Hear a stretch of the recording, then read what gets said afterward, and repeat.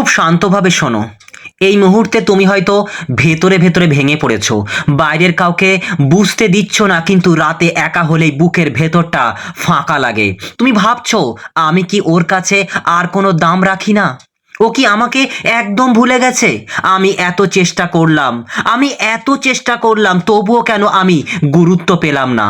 শোনো বন্ধু, আজ আমি তোমাকে এমন কিছু কথা বলবো যেগুলো মিষ্টি নয়, কিন্তু সত্য, কঠিন সত্য, এমন সত্য যেগুলো মানতে পারলে সে তোমাকে মিস করতে করতে একসময় নিজেই ভেঙে পড়বে। হ্যাঁ, একসময় সে নিজেই ভেঙে পড়বে।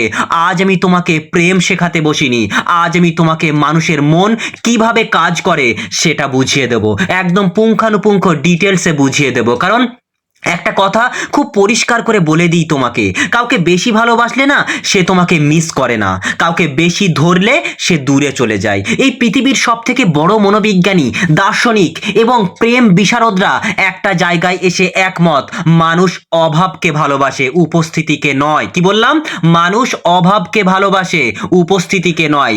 আজ আমি তোমাকে বলবো মাত্র তিনটি কাজ, মাত্র তিনটি কাজ, যেগুলো তুমি চুপচাপ করলে, তুমি কিছুই বলবে না, তুমি কিছুই চাইবে না, তবুও সে রাতে ঘুমাতে পারবে না।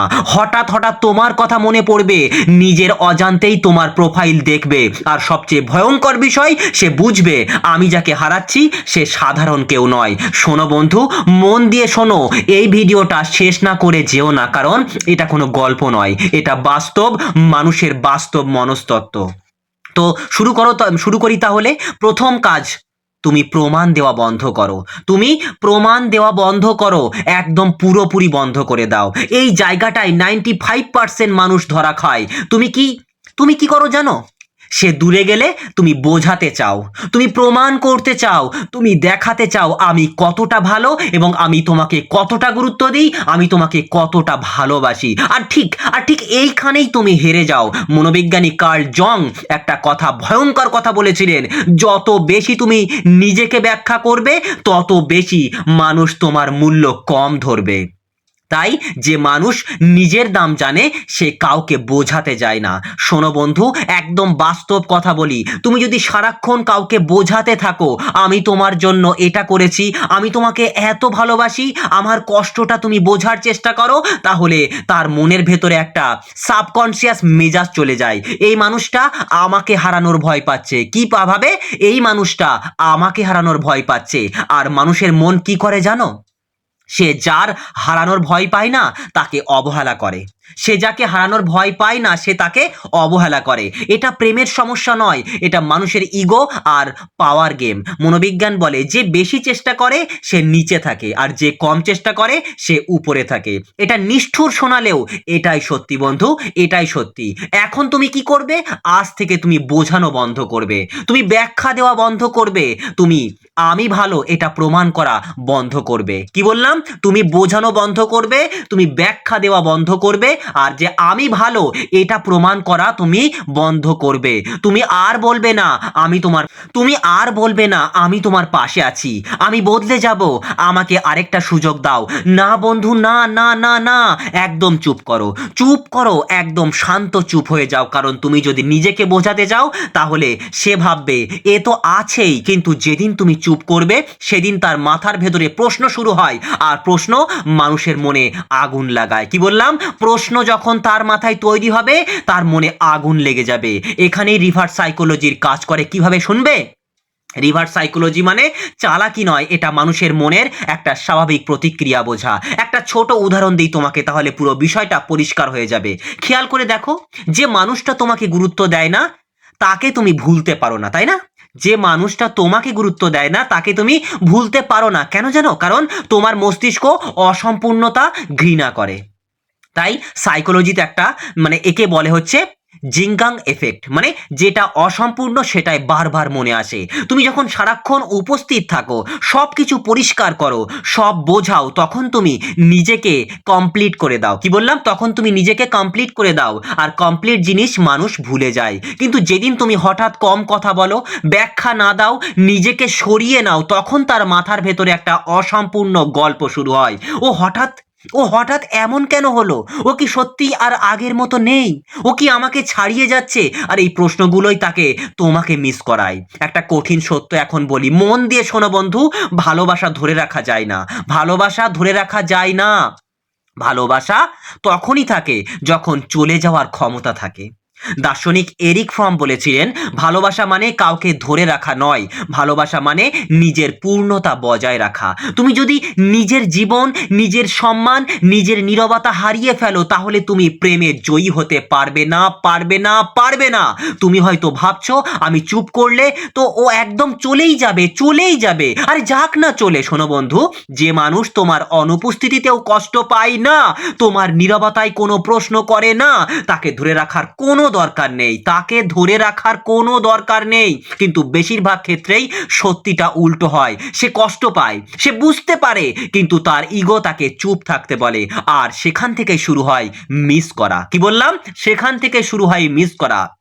আর এই পর্যন্ত যদি তুমি নিজেকে কোথাও দেখতে পাও, তাহলে কমেন্টে শুধু একটাই কথা বলো, বন্ধু আমি বুঝতে পারছি। কারণ পরের অংশে আমি তোমাকে এমন দ্বিতীয় কাজ বলবো, যেটা করলে সে বাইরে হাসবে কিন্তু ভেতরে ভেতরে অস্থির হয়ে যাবে। এটা কোনো ম্যানিপুলেশন নয়, এটা মানুষের মন কিভাবে কাজ করে সেটাই জানাবো তোমাকে।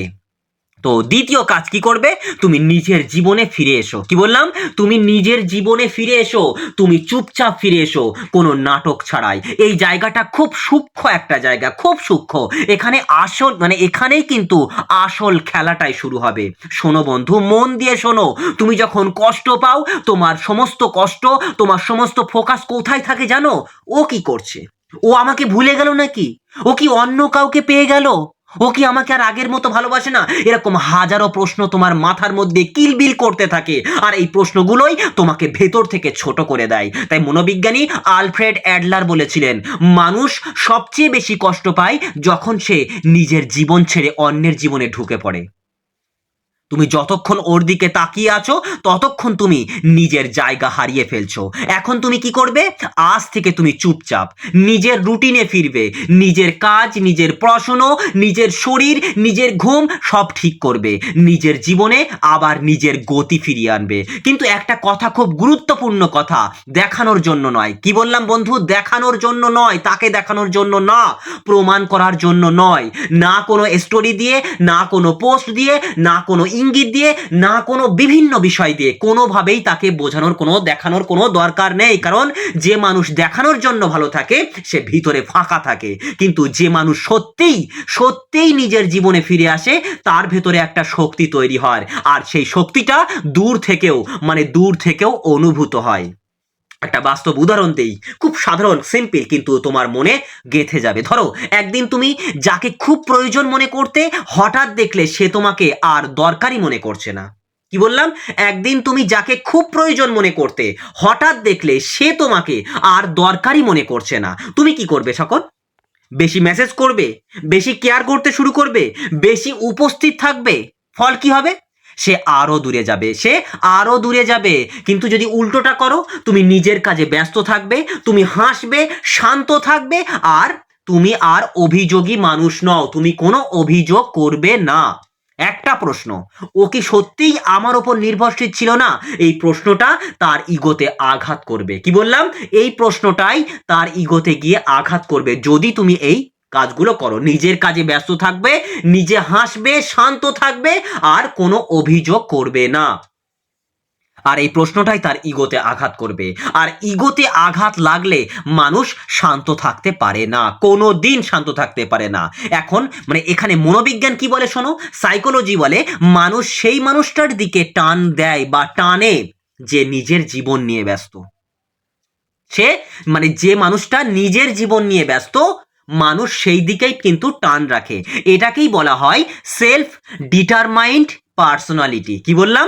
Self determined personality. যে মানুষটা বলে না তুমি না থাকলে আমি শেষ, বরং যার আচরণ বলে তুমি থাকলে ভালো, না থাকলেও আমি ভেঙে পড়ব না, এই মানুষটাই কিন্তু বিপজ্জনকভাবে আকর্ষণীয় হয়ে ওঠে সামনের মানুষটার কাছে। তাই তুমি কোনোদিন বলবে না যে তুমি না থাকলে আমি শেষ, বরং তোমার আচরণ, তোমার ব্যবহার, তোমার চরিত্র সেটাই বলবে যে তুমি থাকলে ভালো, না থাকলেও আমি ভেঙে পড়ব না বা পড়িও না।